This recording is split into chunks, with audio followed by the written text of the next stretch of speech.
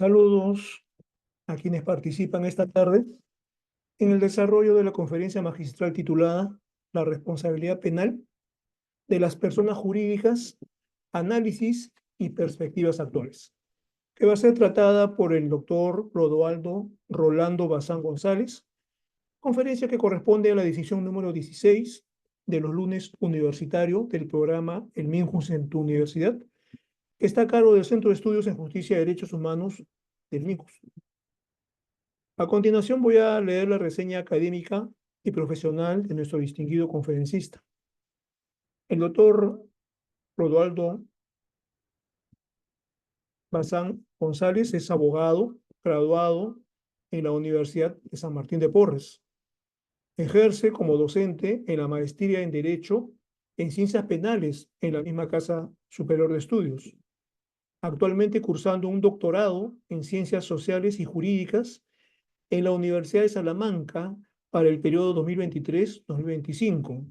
La línea de investigación se centra en justicia, sistema penal y criminología. Posee varios grados académicos de maestría en campos como Derecho Penal Internacional, Derecho Penal Económico, Criminal Compliance, las cuales han sido obtenidas en reconocidas universidades españolas como la Universidad de Granada, la Universidad Rey Juan Carlos, la Universidad de Castilla-La Mancha y la Universidad Internacional de La Rioja. En la actualidad es candidato al máster en Justicia Constitucional y Derechos Humanos en la Universidad de Bolonia, Italia. Además posee una amplia gama de especializaciones en áreas como Derecho Penal, Cumplimiento Penal, Corrupción, Crimen Organizado, Justicia Constitucional y Derechos Humanos, todas expedidas en importantes universidades europeas. Está certificado profesionalmente como Compliance Officer, perito en Compliance. Como ustedes saben, esta conferencia tiene una duración de 60 minutos, al término de las cuales habrá 15 minutos adicionales para las preguntas de los participantes. Invitamos al doctor, por favor, a que prenda su cámara para la foto correspondiente.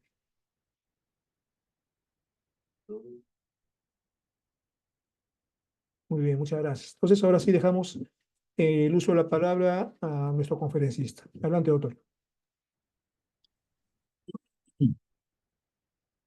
¿Cómo están? Buenas tardes. En principio agradecer al Ministerio de Justicia y Derechos Humanos por la gentil invitación, eh, especialmente a la figura del doctor Jesús Rosado, y a todos los presentes por el tiempo que me brindarán para poder exponer algunos temas que considero que son interesantes y pertinentes respecto a la responsabilidad de las personas jurídicas. Voy a compartir una pantalla y unas diapositivas para ir guiándonos en la exposición, si les parece.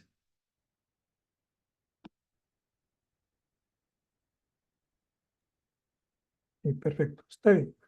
Sí se ve, ¿no? Sí, Ya.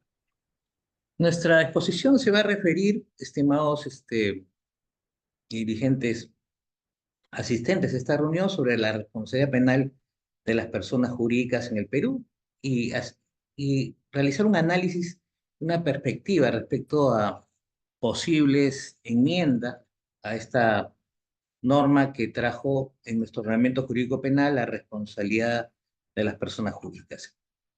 Esto significa, evidentemente, adentrarnos a algunos supuestos introductorios en los cuales creo yo que son importantes, porque vamos a graficar diferentes cuestiones, pero vamos a justamente dentro del tema en cuestión, a verificar el porqué y el para qué de la responsabilidad de las personas jurídicas. Y toma en consideración que estoy hablando de la responsabilidad de las personas jurídicas, sin todavía poner el membrete administrativo penal. Cuestión que dilucidaremos y discutiremos en los próximos minutos.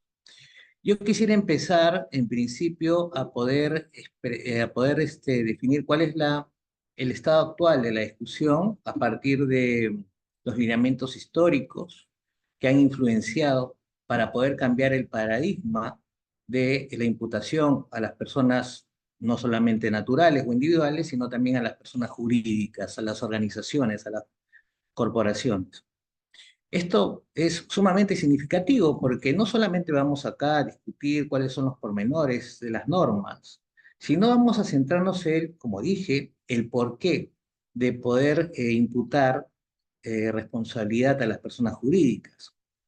Esto ha devenido una discusión desde el aspecto evidentemente político-criminal, a partir del fenómeno de la globalización que ha significado de poder comprender que existen mecanismos de orden eh, evidentemente instrumentalizados por personas no naturales, por no personas no individuales, es decir, por organizaciones o personas jurídicas, que tienen un riesgo para la sociedad. Y no solamente un riesgo para la sociedad en un determinado país, en una determinada región, sino un riesgo, por así decirlo, internacional.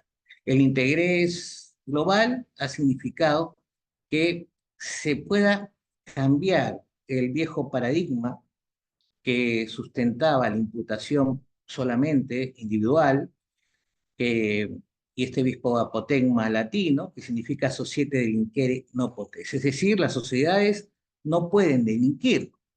En cambio, ahora, hoy por hoy, hemos pasado a este cambio de paradigma, que de todas maneras enfrenta los viejos estamentos y fundamentos del derecho penal clásico, de la clásica teoría del delito, la dogmática jurídico-penal, en la cual solamente determinaba que la acción y voluntad la tienen exclusiva y excluyentemente los seres humanos, es decir, la persona individual, es la única que tiene una personalidad jurídica. Sin embargo, como dije hace unos momentos, la pauta que esgrime esta posibilidad, esta disrupción que enfrenta este fundamento clásico de la teoría de imputación penal, es que las personas jurídicas también pueden cometer, evidentemente, a partir de su propio criterio organizacional, pueden cometer delitos o pueden viabilizar los mismos, en todo caso, para ser más preciso. Esto ha significado justamente cambiar este viejo apotegma, societas delinquerendo potest, por el societas delinquerendo potest. Es decir, las personas jurídicas sí pueden cometer delitos. Y ustedes me dirán, pero ¿de qué forma una persona jurídica podría cometer delitos? Si la persona jurídica, como usted mismo ha dicho, no tiene acción y voluntad. Y como todos sabemos, dentro de una clásica teoría del delito, solamente las personas individuales tienen acción y tienen voluntad. Es decir, pueden, a partir de un hecho, aconteció en la realidad, este hecho subsumirse a una conducta en principio prohibitiva de la norma jurídica penal, es decir, poder instrumentalizar un hecho típico, antijurídico y que por ello tenga el reproche y una culpabilidad que pueda ser pasible a una consecuencia jurídica y económica del delito.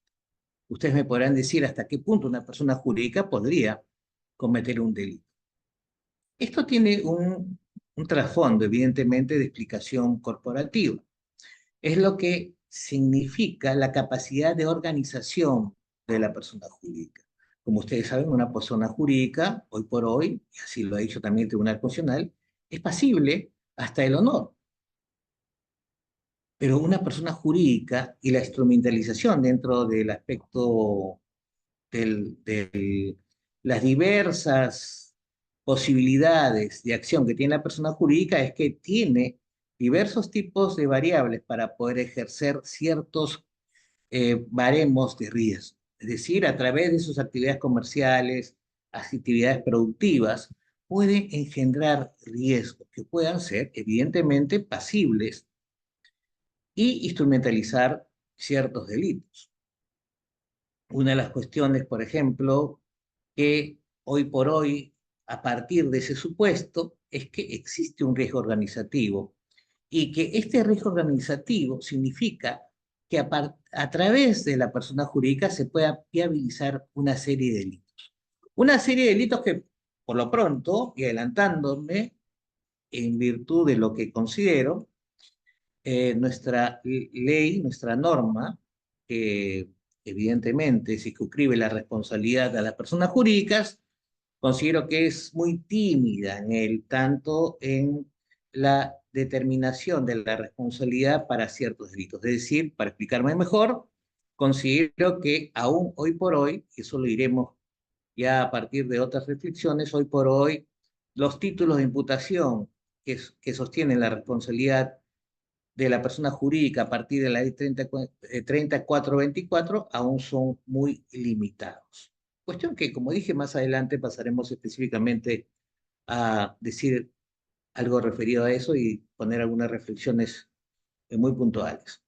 Pero yendo nuevamente al tema este del cambio de paradigma, obedece ciertamente a que todos conocemos que las diversas tipos de personas jurídicas pueden irrogarse un alto contenido de riesgos dentro de nuestra sociedad.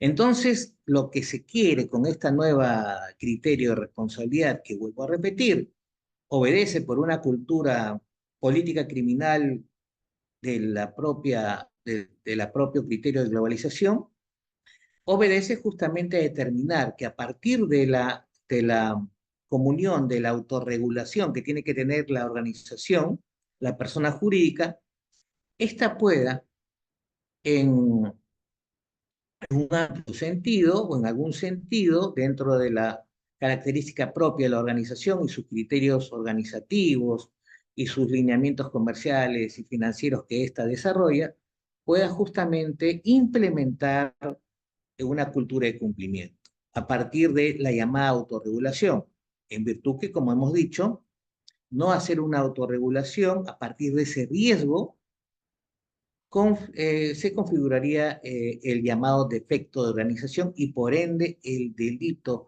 organizacional o el llamado delito corporal. Entonces, recapitulando en este punto, una de las cuestiones que efectúa la regulación hoy por hoy a partir de dotar de responsabilidad a la persona jurídica es que ésta se vea obligada en algún sentido, o algunos dirían en una mayor incidencia, en implementar los sistemas de cumplimiento normativo o los sistemas de compliance. Esto supone que en el seno de la organización se tienen que determinar ciertos sistemas de prevención de riesgos y instrumentalización para poder justamente viabilizar que a partir y a través de la persona jurídica no se instrumentalicen delitos por las personas naturales, hasta lo que evidentemente esta instrumentalización del sistema de cumplimiento no es que va a eliminar por completo la posibilidad, sino que la persona jurídica va a hacer todo lo posible a partir de implementar estos sistemas de cumplimiento para que la propia organización no sea un escenario para que a través de ella, sin ningún tipo de cortapisa, se pueda instrumentalizar el delito. El Estado, de una u otra forma, traslada la labor operativa preventiva a la persona jurídica, en el sentido de entender que esta actividad es una actividad riesgosa, que a través de ella se puede cometer lavado de activo, minería ilegal, los determinados cohechos, como dice la norma, y otros tipos de delitos. Entonces se tiene que implementar esta cultura de cumplimiento, porque la organización tiene que comprender y entender que su actividad puede promover riesgos que puedan significar la lesión a bienes jurídicos en materia de tutela, y que muchas veces, y es una de las cuestiones que veremos más adelante, en este caso, en nuestro caso específicamente, casos tan preocupantes, por ejemplo, como los casos de contaminación ambiental que se han dado en nuestro país, uno bien conocido en el año 2022 de la empresa Repsol, no están y no están dentro de esta posibilidad de responsabilidad de la persona jurídica. Yo quería detenerme también respecto a este punto, pero antes de entrar a estos instrumentos internacionales que me parece pertinentes poder analizarlos, una de las cuestiones que también ha significado un nuevo criterio de entendimiento de los riesgos de la persona jurídica es que existen dentro de todo el mundo diversos tipos de ejemplos que podría darnos mayor comprensión de la necesidad de poder dotar de responsabilidad a las personas jurídicas. Existen casos de contaminación ambiental que tienen vinculación siempre a los derechos humanos, es decir, como ustedes saben, los temas de contaminación ambiental, me refiero al caso Repsol, pero sin embargo quiero referirme a casos muy significativos que están dentro del orbe, como cuestiones de ejemplarización de esta necesidad, porque recuerden ustedes que los delitos ambientales son delitos que son de violación de bienes jurídicos colectivos, superindividuales, es decir, los llamados derechos humanos de tercera generación, que atañen o se vinculan a bienes jurídicos de protección y de interés global. Eh, Hay diversos casos, por ejemplo, como el caso del derrame de petróleo British Petroleum. Esto fue en el Golfo de México, un caso muy sonado, en el año 2010. Después, otro desastre, el desastre de Bopay, que fue de la Unión Caribbean Corporation, que también fue un tema de gas tóxico. Y como dije, una de las cuestiones para dentro del contexto nacional, que aún hoy por hoy trae bastantes atavíos a la comunidad social, es el caso Repsol, que fue, como ustedes saben, de fecha 15 de enero del año 22. Bueno, podría haber otros casos que podríamos nombrar, que no solamente obedecen a temas de delitos ambientales, sino también, ejemplo, si bien, casos de corrupción, de soborno, como el caso Siemens, o también el caso Volkswagen, que tiene que ver evidentemente con los escándalos de emisiones dentro de la empresa alemana, etcétera, etcétera. Pero una de las cuestiones que nos queríamos ya referir, más allá que existen ejemplos en los cuales de diversos tipos de empresas se han visto imbuidas y a partir de ellas viabilizadas delitos que atañen hasta la sociedad. Y el ejemplo más clásico que se da en este contexto es evidentemente el caso Odebrecht, todos conocidos, que hoy por hoy sigue poniendo en el banquillo de los acusados y recientemente una sentencia a uno de los ex altos funcionarios del Estado, un expresidente, y siguen desfilando nuestros políticos en, en los banquillos de los acusados justamente porque existe un, un hecho real en el cual ha significado que esta empresa haya carcomido los estamentos propios de la sociedad a partir de la corrupción. Corrupción que algunos consideran ya, algunos bríos sobre eso, de que tendría que estar vinculada también a un aspecto que va contra los derechos humanos. Qué duda cabe, estimados amigos, que la corrupción se vio, evidentemente, lo que significa el precio de la corrupción, según las estimaciones, eh, diría yo, menos agresivas, la Contraloría dice que son 25.000 millones de soles al año.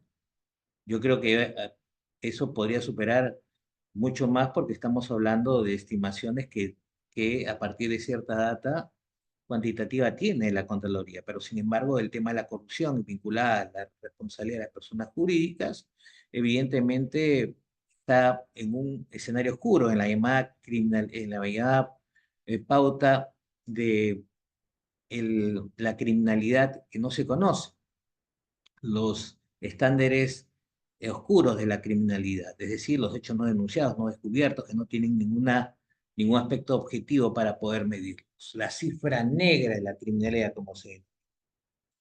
Entonces, eh, también existen, como vemos en la diapositiva, eh, instrumentos internacionales que han dotado de una influencia política criminal a los diversos estados para poder implementar dentro de su seno normativo la responsabilidad de las personas jurídicas. Por ejemplo, tenemos el Convenio Internacional para la Represión y Financiamiento del Terrorismo del año 99, que después nuestro país evidentemente lo suscribió y antes lo firmó. Yo quiero pasar literalmente aquí, sí, a detenerme un poco. Este convenio es muy interesante porque nos da una pauta normativa de exigencia de los estados partes, porque manifiesta, y eso lo dice específicamente en el artículo quinto, que cada estado parte, de conformidad con sus principios jurídicos internos, va a adoptar medidas justamente para que se implemente una responsabilidad jurídica a ciertas identidades. es decir, a personas jurídicas. Esta es una encausación normativa que vincula a los estados partes como el Perú para poder justamente desarrollar una imputación a la persona jurídica. Pero también tenemos la Convención de las Naciones Unidas contra la Delincuencia Organizada Transnacional, más conocida como la Convención de Palermo. Y es interesante porque esta convención, en su artículo 10, expresa la necesidad de implementar sanciones a las personas jurídicas. Si ustedes pueden ver el artículo 10 y el inciso primero, ahí se podrán dar cuenta que los estados partes tienen que establecer un régimen de responsabilidad personal. No indican qué tipo de régimen, si civil, administrativo o inclusive penal, pero indican que tiene que existir una responsabilidad de la persona.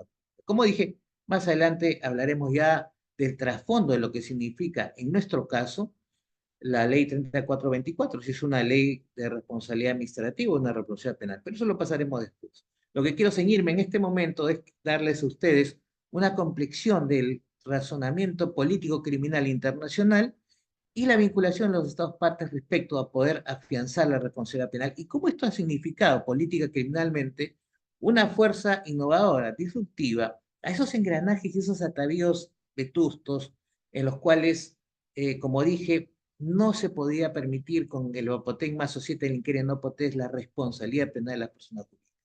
Entendemos que a partir de esta fuerza política criminal internacional, y estos instrumentos que estamos dando revista en este momento, es que se supera esos viejos atavíos para justamente delinear esta necesidad evidentemente de interés global, que ha significado comprender el riesgo que significa los diversos tipos de complexiones y vinculaciones que tiene la persona jurídica a partir del ejercicio que ésta determina.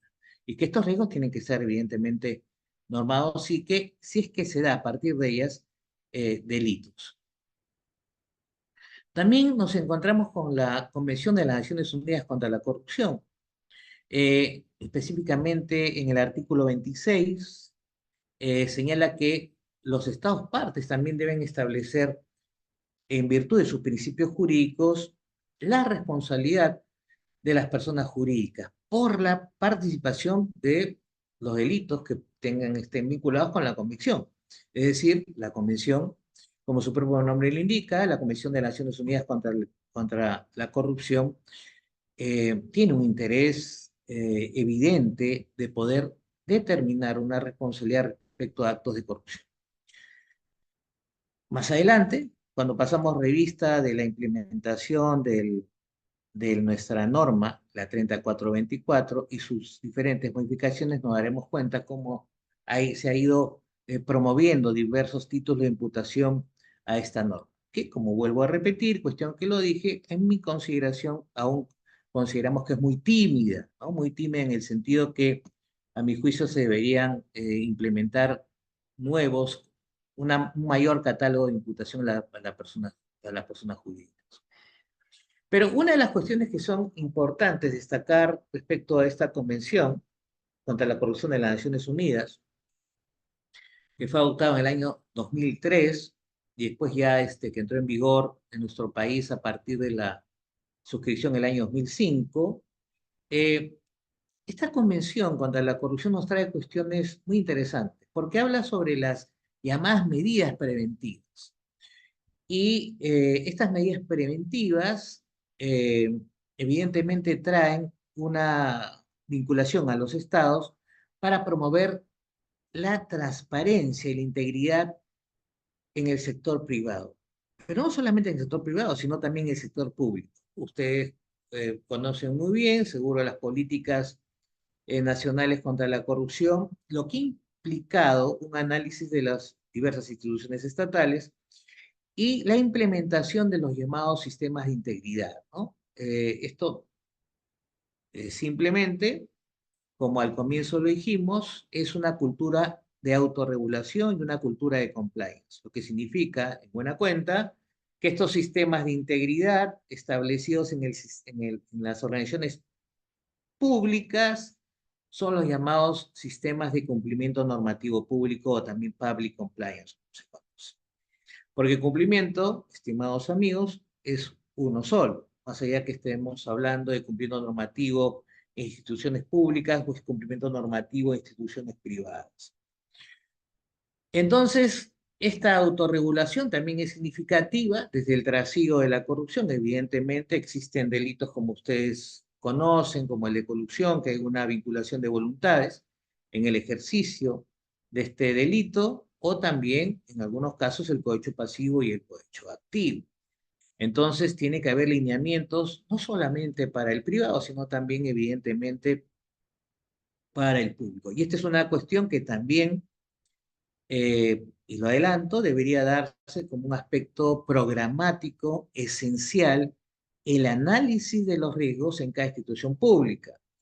Asimismo, también una debida implementación de un canal de denuncias para poder medir una transversalidad de riesgo y poder justamente integrar esto al sistema de integridad o sistema de compliance.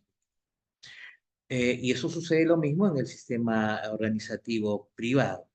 Pero lo que quiero connotar en esta norma internacional es que el aspecto preventivo está muy bien concernido para justamente delinear después los aspectos que tienen que ver con la implementación de sistemas de gestión de riesgo. Otro de los instrumentos es la Convención de la OCDE contra el soborno de funcionarios públicos extranjeros en transacciones comerciales internacionales, que fue en el año 97. Después se dio una expansión de las recomendaciones en el año 2021, siempre enmarcada en la lucha contra el soborno. Y esto ha supuesto, evidentemente, también una vinculación al Estado, ¿no? Porque las directivas expresadas en la OCDE no solamente se dieron para los Estados partes, sino para los que Estados no partes, son recomendaciones. Y, como bien sabemos, nuestro país quiere pertenecer a esta organización. Pero una de las cuestiones que no quiero dejar de lado, porque, como dije, y al momento que hablé sobre determinados delitos, como me referí sobre delitos de tercera generación en el sentido de derechos humanos, los llamados derechos humanos de tercera generación, que tienen una vinculación, por ejemplo, al medio ambiente, es propicio decir que también eh, esta influencia normativa internacional, influencia evidentemente específicamente de estos principios de las Naciones Unidas, y me estoy hablando de los principios rectores sobre la empresa y los derechos humanos, hoy también llamados principios de Ruggiero, estos principios también dan ciertas referencias muy importantes y que se están utilizando justamente en lineamientos de las Naciones Unidas del 2011, basados en aspectos de proteger, de respetar y remediar, pero sobre todo que las empresas estén vinculadas a los derechos humanos para poder justamente evitar impactos que tengan que ver contra la violación de derechos humanos. Hoy por hoy, como dije, algunas voces alimentan el hecho que la corrupción también está vinculada con los derechos humanos. Y cuando me referí que la corrupción va en desmedro de la economía nacional, sabemos que nuestro país pues, es un país rico. Por ejemplo, en la pandemia pudimos ver que esta situación se vio desnudada en el sistema de salud pública. Tuvimos un porcentaje estadístico a más personas por millón fallecidas justamente porque no había una respuesta adecuada del Estado en la salud pública. Las políticas de salud pública estaban mermadas. Me pregunto si este dinero que se va en la corrupción, con estimaciones hechas por la Contraloría que me referí, que seguramente son muchos más, si ese dinero se hubiera puesto, por ejemplo, en hospitales que tengan una capacidad de respuesta adecuada. Me pregunto, si hubieran fallecido como fallecieron nuestros hermanos peruanos, creo que no. Entonces, es importante porque estos principios también se circunscriben, esta responsabilidad de las personas jurídicas respecto al respeto restricto a los derechos humanos, que tiene que ver también, por ejemplo, con actos tan execrables que tiene que ver con la responsabilidad que debería estar versada en vinculación a diversos tipos de empresas que están vinculadas a organizaciones delictivas o que a partir de ellas son organizaciones delictivas. Por ejemplo, trata de personas, que es la esclavitud moderna, eh, la cuestión del tráfico ilícito de drogas. Existen innumerables posibilidades para que a través de las personas jurídicas se viabilice este tipo de delitos, pero sin lugar a dudas son las cuestiones que siempre tienen que estar en nuestra pauta, en el sentido de la viabilización de la persona jurídica como un ente receptor y vinculatorio de delitos, es indudablemente los actos propios del lavado de activos, ¿no?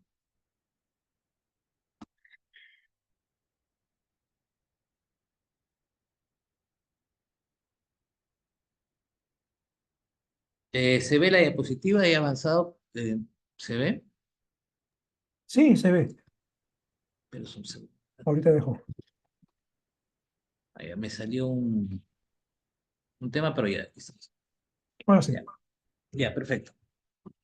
Ahora veamos, a partir de esta influencia que ha sufrido nuestro país y evidentemente todo el orden para la implementación de la responsabilidad de las personas jurídicas, nuestro país creo que ha sido uno de los más tímidos dentro de la región, ¿no? Comparado con la experiencia muy agresiva de poder imputar responsabilidad por diversos catálogos mucho más amplios, por ejemplo en Chile, o inclusive en propia Argentina.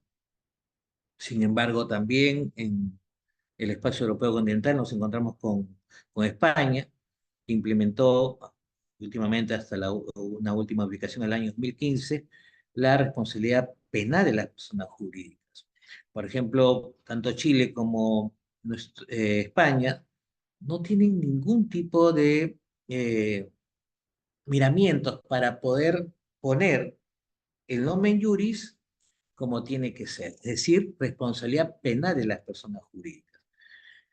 Porque si nosotros vemos, por ejemplo, la ley cuando recién fue promulgada, y nos referimos a la 3424, podemos ver que cuando habla esta de su primer nombre juris, cuando fue la publicación del año 2016, en abril, vemos que el nombre juris dice ley que regula la responsabilidad administrativa de las personas jurídicas por el delito cohecho activo transnacional. Después vemos diversos tipos de modificaciones a esta norma. Eh, la primera de ellas habla sobre, evidentemente, y sigue hablando sobre la responsabilidad administrativa, pero ninguna de estas habla evidentemente de la responsabilidad penal de las personas jurídicas. Hay que acordar que esta ley, que fue promulgada el 21 de abril del año 2016, en principio fue programada estuvo en una vacatio legis y fue programada para entrar en total vigencia el 1 de julio del año 2017. Sin embargo, recién entró en vigencia el 1 de enero de 2018.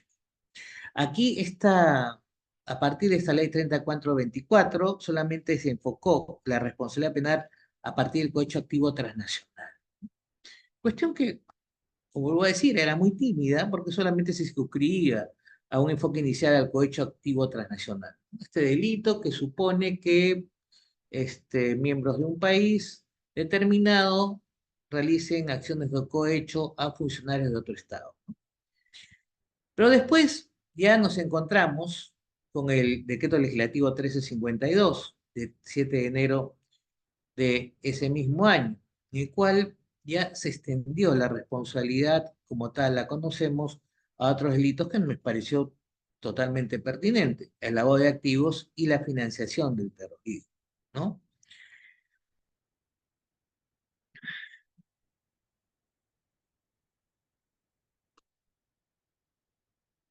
Posteriormente ya tuvimos otra nueva modificatoria, que fue en el año 2018. El 2 de agosto de ese año se promulgó la ley 30.083.5, Esta ley evidentemente trajo un cambio respecto a la ley inicial. Esto significó indudablemente eh, cambios no en la nomenclatura, el nomen juris de la ley, sino cambios en la ampliación del catálogo.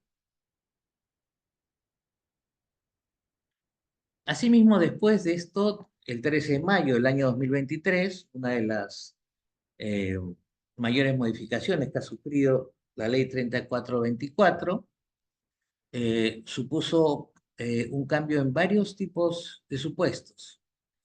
Eh,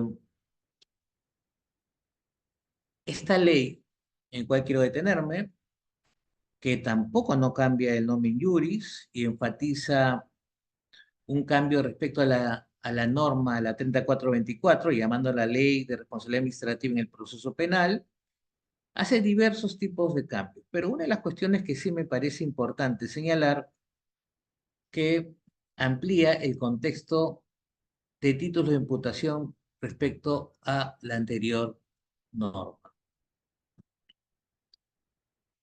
Antes de detenernos en ese tema, ¿qué es lo que dice esta norma? Nos habla de diversos tipos de eh, cuestiones. Por ejemplo, hace una modificación esta ley, la 31.740, respecto a las medidas administrativas aplicables, es decir, las penas o medidas administrativas aplicables que son pasibles las personas jurídicas. Se refiere a la multa y hace un cambio respecto al artículo 7º de la ley, porque establece un esquema que a mi juicio es importante respecto al beneficio obtenido a partir del delito o el beneficio esperado a partir del delito que se instrumentaliza a partir de la persona jurídica. Pero aquí le pone un candado, que esta multa no puede ser menor al doble ni mayor al sexto de dicho beneficio.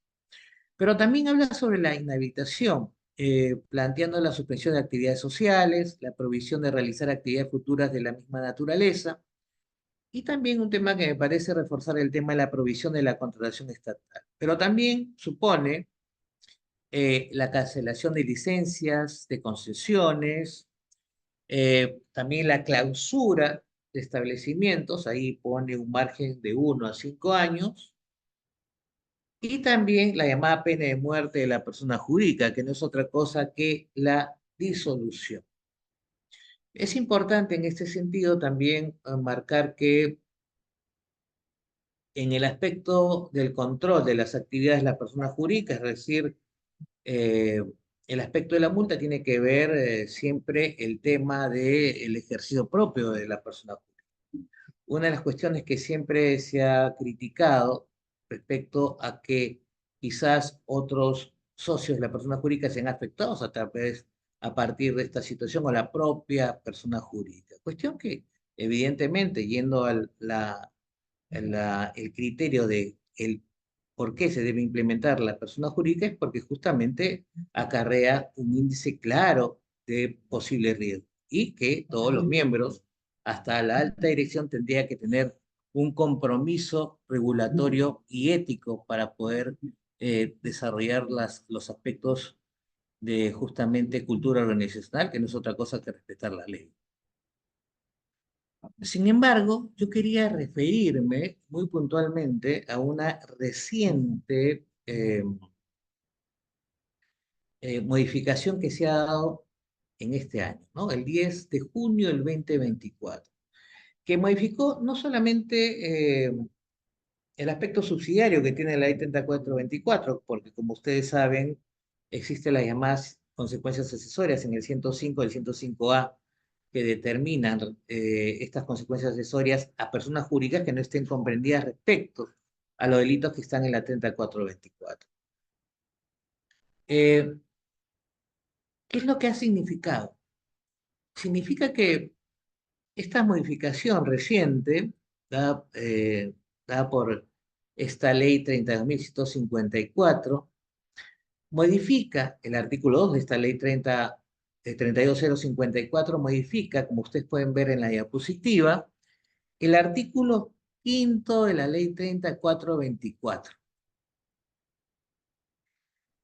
y dice lo siguiente: se modifica el artículo 5 incorporando el párrafo segundo y tercero de la ley 3424, ley que regula la responsabilidad administrativa de las personas jurídicas en el proceso penal en los siguientes términos. Una de las cuestiones que quiero decir también, que quizás es un aspecto medular, lo voy a tratar en las próximas diapositivas, como una cuestión evidentemente de reflexión, es que a mi juicio estamos dentro de una responsabilidad penal de las personas jurídicas.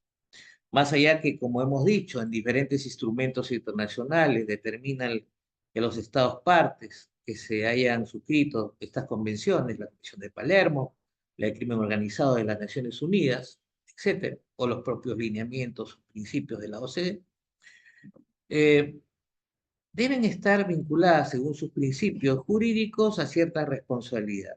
Puede ser una administrativa o penal. Sin embargo, conforme el aspecto normativo de esta ley, y conforme también que nos hemos referido en su momento cuando nos hemos referido a las penas que pueden ser eh, pasibles las personas jurídicas, y en función que hasta la misma modificación que ha habido en el año 2023 ha significado, ¿no? Dada por la ley 31.740, ha significado que se precise una responsabilidad administrativa de la persona jurídica en el proceso penal. A mi juicio, es una responsabilidad penal. En tanto existe una imputación de la responsabilidad penal de las personas jurídicas, autónoma, también lo dice la ley 3424, existe un procesamiento en un proceso penal, hay un fiscal que imputa la responsabilidad autónoma de la persona jurídica, más allá del hecho generador, vinculatorio del acto generador, que es el acto realizado por la persona natural.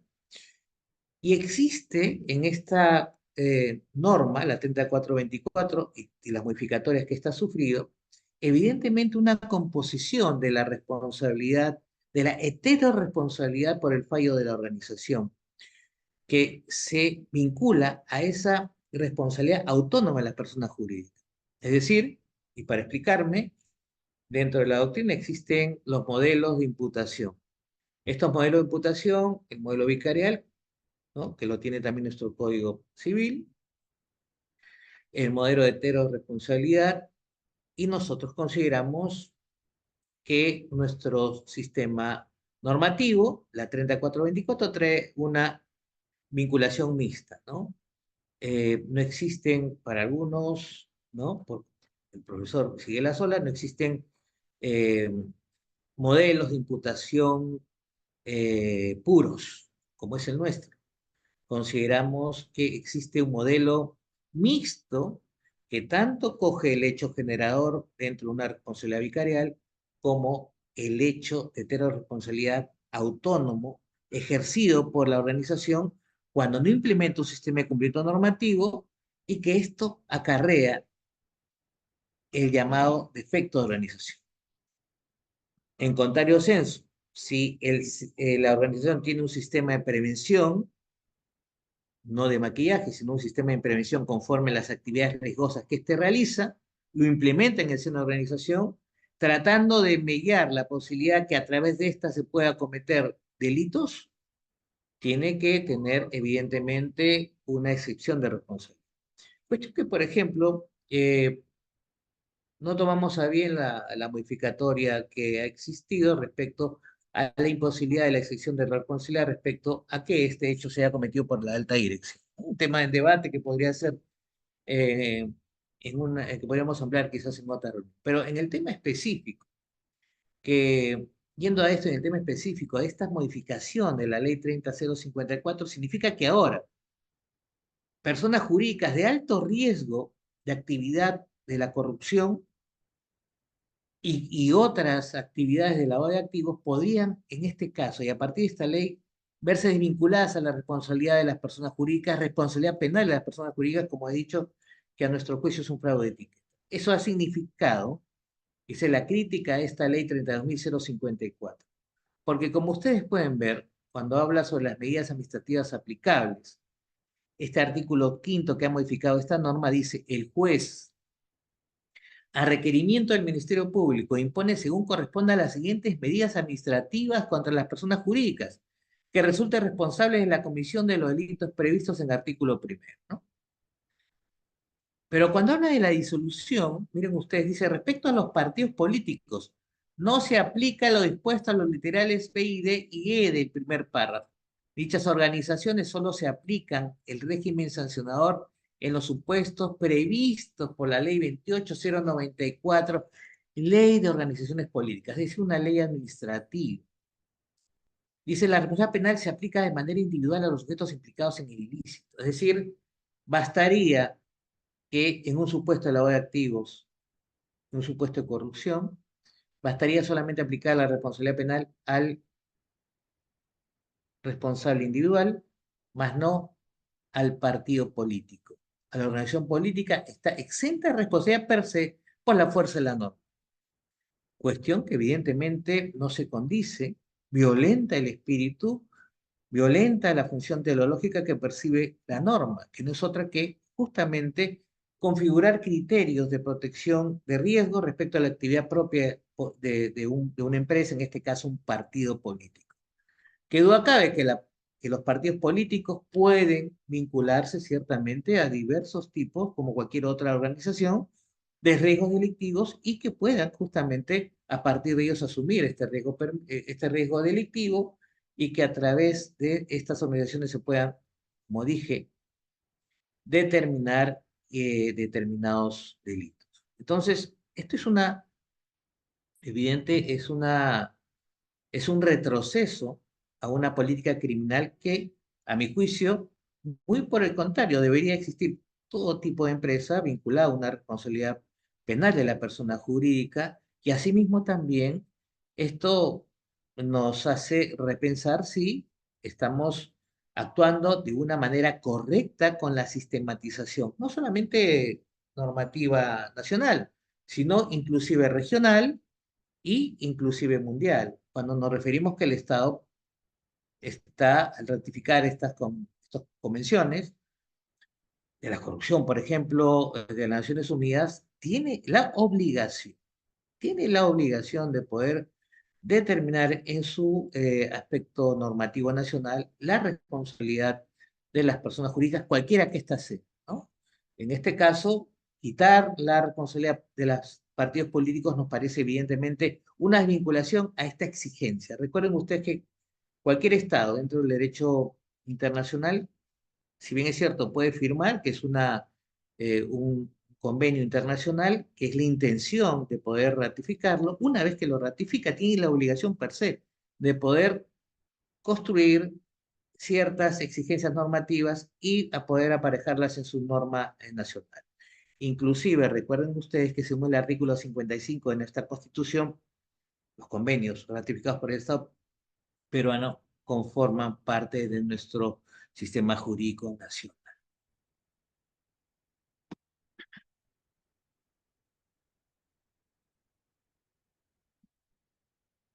Proseguimos.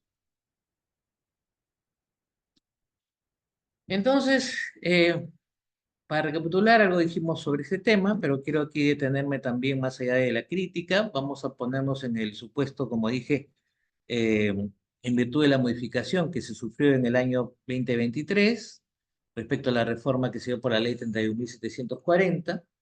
Eh, Vamos a ver una de las cuestiones que ya dijimos, que el cambio de nomen juris de la ley primigenia. Aquí ya esta regulación la denomina ley que regula la responsabilidad administrativa de las personas jurídicas. Evidentemente, estos cambios de nombre solamente hacen pensar que siempre se quiso poner el aspecto administrativo, desdiciéndose el aspecto eminentemente penal, más allá que consideramos que es un fraude de etiqueta. Las personas jurídicas se ve subyugado a un proceso penal y si se determina su responsabilidad, va a sufrir una pena. Hasta hoy, para decirles como un paréntesis, recién nos encontramos, no nos encontramos aún con jurisprudencia respecto a la responsabilidad de las personas jurídicas a partir de la ley 3424. Tengo entendido que recién, hoy por hoy, existe una imputación específica respecto a esta con esta norma. Todas las demás son consecuencias accesorias respecto al artículo 105 y 105A. ¿Y por qué es importante imputar a las personas jurídicas? Porque, como vuelvo a repetir, ya no es solamente un ejercicio accesorio por el mismo peligrosismo que puede enfrentar la persona jurídica, sino es una autocomposición de la responsabilidad autónoma de la persona jurídica. Y esto significa, política criminalmente, que existe el parámetro de la prevención general a la persona jurídica. Y como dije, la autocomposición de regulación, que significa que el Estado traslada esa necesidad de poder justamente autorregularse, identificar los riesgos y controlarlos. Entonces, esto es muy significativo, porque por eso una de las críticas es que se debe ampliar el bagaje del catálogo de imputación. Si bien es cierto, dentro de la modificación del 2023, ha habido cambios significativos en la ampliación de tipos penales. Ejemplo, se ha añadido la contabilidad paralela, el atentado a monumentos arqueológicos prehispánicos, la extracción ilegal de bienes culturales y patrimonio prehispánico, omisión de comunicación de operaciones, transacciones sospechosas, que me parecen muy bien, dado que esto no estaba anteriormente y está en la ley 1106 sobre el tema de lavado de activos y minería ilegal. Asimismo, también se ha ampliado el tema de la negativo retardo de la falsedad de suministro de información, también que se encuentra en el decreto legislativo 1106. También lo referente a delitos aduaneros, delitos tributarios y delitos de terrorismo, ¿no? Específicamente la ley especial. Recuerden ustedes que, como dijimos, eh, antes de esta modificatoria se hablaba ya de lavado de activos, financiación ilegal de terrorismo, que es diferente al delito de terrorismo, no hay que tener claro ese tema. Se hablaba también del cohecho activo transnacional, como recuerdan fue la primera criterio de imputación dentro de un catálogo muy limitado, y después ya los cohechos activos eh, nacionales, el tema también de colusión. Bueno, ¿es importante? Por supuesto que es importante. ¿Es suficiente? No lo consideramos que es suficiente. ¿Y por qué? No consideramos que es suficiente porque, por ejemplo, eh, vemos evidentemente que se debería hacer específicamente cambiar el tema de la responsabilidad penal como el nomen iuris, porque esto significaría una mejor vinculación disuasiva, y esto tiene que ver con el amparaje o el estándar político criminal de lo que significa la prevención general a la persona jurídica, indudablemente para que se autorregule. ¿Por qué? Porque justamente la disuasión significa en la autorregulación y la implementación del sistema de cumplimiento normativo compliance. Porque hoy por hoy es una disuasión, lo que significa que no es una medida estricta vinculatoria a la persona jurídica. Es decir, la persona jurídica tiene por optar, implementar o no implementar. Evidentemente debería implementar, porque la cultura organizacional respecto a la vinculación a terceros y a la misma comunidad organizacional corporativa en donde ésta se distribuye, tendría un mejor amparaje de reputación organizacional. Y asimismo, de darse el caso de producirse un delito en el seno de la organización, podría estar exenta de responsabilidad en principio, si tiene y dota un sistema de implementación, de cumplimiento adecuado y conforme los criterios de análisis predictivos eh, de riesgo. Pero sin lugar a dudas, eh, esto, al poner el nomen iuris administrativo, va a desvincularse a este aspecto disuasorio, político-criminalmente hablando. Y tiene, como vemos en la diapositiva, una desventaja respecto a la percepción que puede tener la norma. Considero que algunos habrán considerado que poner el tema de responsabilidad administrativa era eh, menos violentador al sistema empresarial, que no estaba acostumbrado a la empresa para poder estar, por ejemplo, imputada penalmente. Pero creo que eso es muy por el contrario, es un pensamiento totalmente desvinculatorio de la realidad social, porque sabemos perfectamente que si la cuestión disuasiva y la ley expresamente iría penal, estaríamos todos en otro contexto de prevención general. Otra de las cuestiones también que es importante en el ámbito subjetivo de aplicación es que la norma a partir del año 2023 ha implementado el supuesto que me parece muy adecuado de que las personas jurídicas extranjeras podrían ser pasibles a imputación respecto a la responsabilidad penal de las personas jurídicas. En el sentido que, como todos conocemos, las modalidades societarias muchas veces funcionan en aspectos que van más allá de las fronteras y esto no significaría impunidad. Y lo que dijimos también es algo positivo a la norma, son los criterios de multas basados evidentemente en ciertos parámetros y también en la capacidad económica y el beneficio obtenido.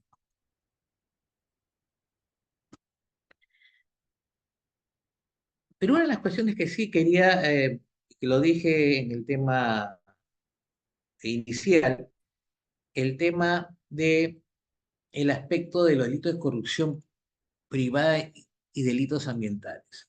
Si estamos y hemos tenido en nuestro ordenamiento, ya hoy por hoy tenemos el delito de corrupción privado o de corrupción privada, que es justamente uno de los lineamientos también que componen los criterios de la OCDE respecto al tema de la corrupción, indudablemente también el convenio de las Naciones Unidas contra la corrupción y el convenio regional contra la corrupción, es que la corrupción está en cualquier instrumentalización del ejercicio tanto privado o público, y como es el caso en el tema de la corrupción privada. La pregunta es, ¿por qué no está dentro del catálogo de delitos que podría ser pasible a la persona jurídica? Me parece que es una cuestión que debería obedecer una ampliación, enmienda a esta norma. O sea que, como vuelvo a repetir y lo dije al comienzo, es, a mi juicio, aún muy simple los parámetros de los catálogos que hoy por hoy están. Una de las cuestiones que quería llamar también a la reflexión, y nos referimos, por ejemplo, al caso Repsol del año 2022, es que no se encuentra dentro de los alcances de esta norma, porque justamente ni siquiera en la publicación del 2023 se ha dado específicamente a la imputación de responsabilidad penal de las personas jurídicas respecto a los delitos ambientales. Cuestiones que, como vemos, existen diversos tipos de empresas que están vinculadas a la minería ilegal, que el trasiego es una justamente violación a los delitos ambientales, el tema de Tala, que también está vinculado con los delitos ambientales, pero el tema que, como hemos visto, de también fallas organizativas respecto a criterios analíticos de riesgo que ha significado, como el caso Repsol en el año 2022, un, una eh, violenta, un violento ejercicio al medio ambiente. Un medio ambiente que no solamente compete al Perú, sino es un interés global. Como dijimos, el medio ambiente es un derecho de tercera generación comprendido al la progresión de los derechos humanos dentro del interés global.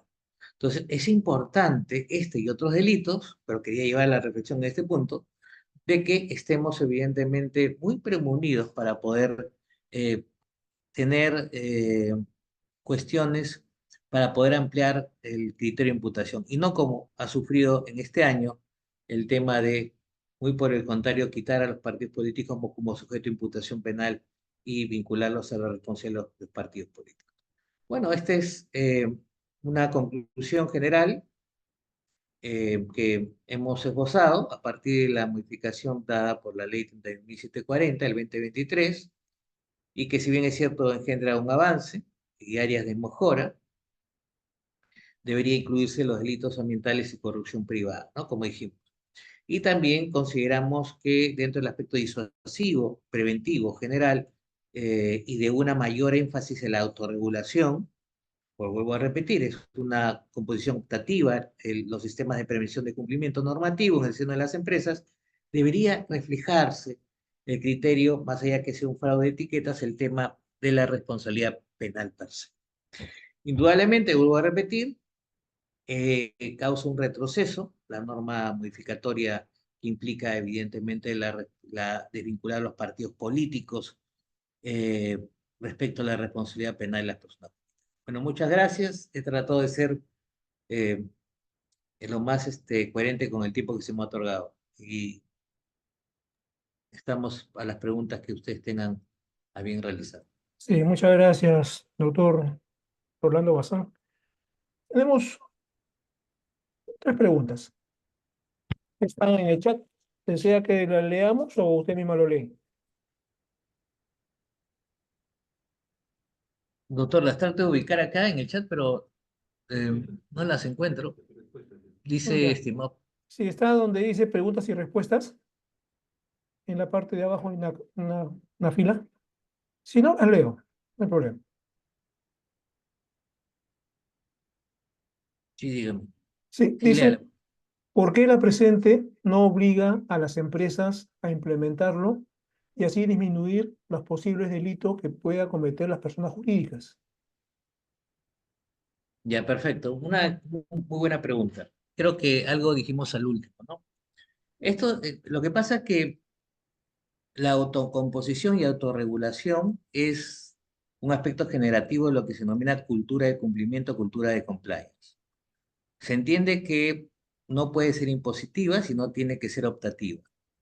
El Estado le dice a la persona jurídica, mira persona jurídica, ¿no? Para decirlo en forma coloquial, mira persona jurídica, tu actividad es una actividad de riesgo. Tú haces diversos tipos de engranajes comerciales, financieros, etcétera, que puede significar un riesgo. Cuidado, que puede ser pasible penalmente de una responsabilidad.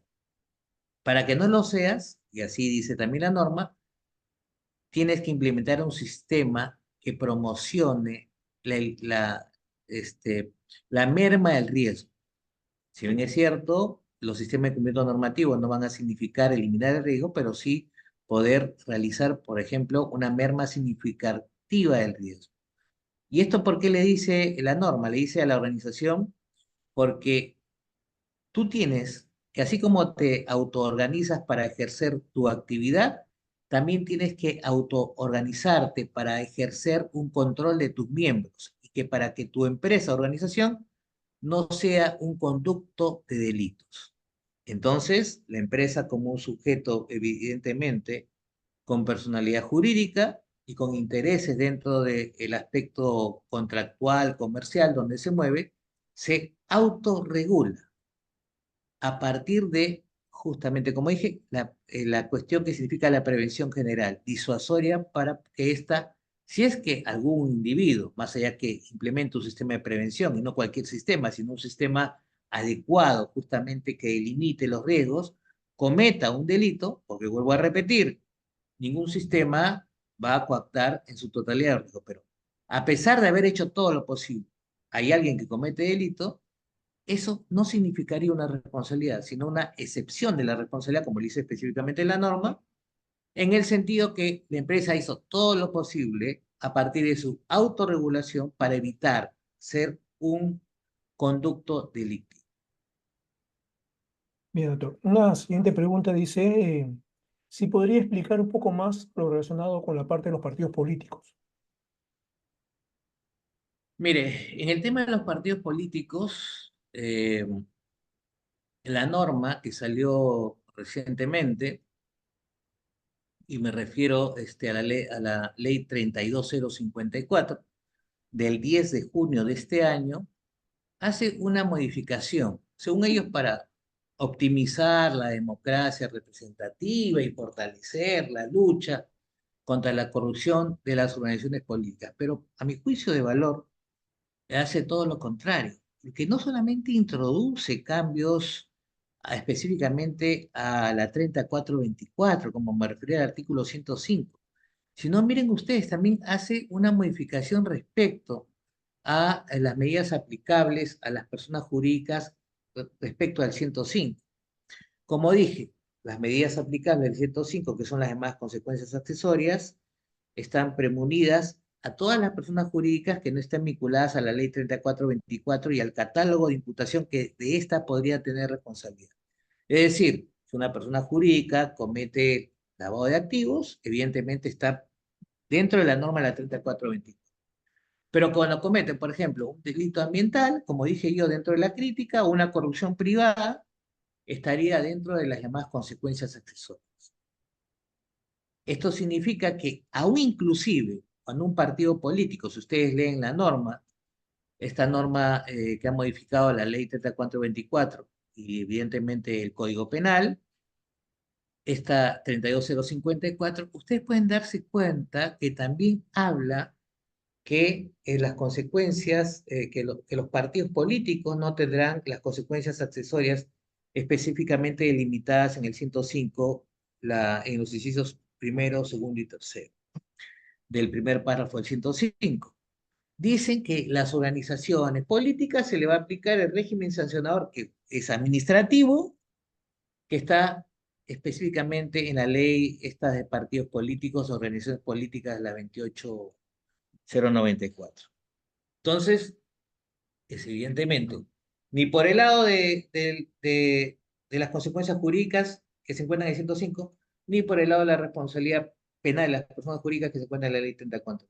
Es decir, las personas en este momento y a partir del 10 de junio de este año, los partidos políticos, que vuelvo a repetir, pueden viabilizar y a través de ellos viabilizarse cualquier delito, no estarían sujetos ninguno u otro régimen, sino a un procedimiento administrativo sancionador respecto a organizaciones políticas. La cuestión que a mi juicio, evidentemente, se puede estar dentro de un baremo de impunidad y que es un retroceso dentro de los marcos de responsabilidad general y responsabilidad penal de la persona jurídica, específicamente la ley 3424, porque antes estaba evidentemente premunido el partido político para poder ser pasible, ¿no?, de imputación.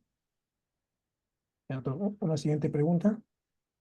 Dice, ¿cree usted que la SUNAT debería ser más estricta e iniciar los procesos contra las personas jurídicas que presentan desbalance patrimonial? Mire, a partir de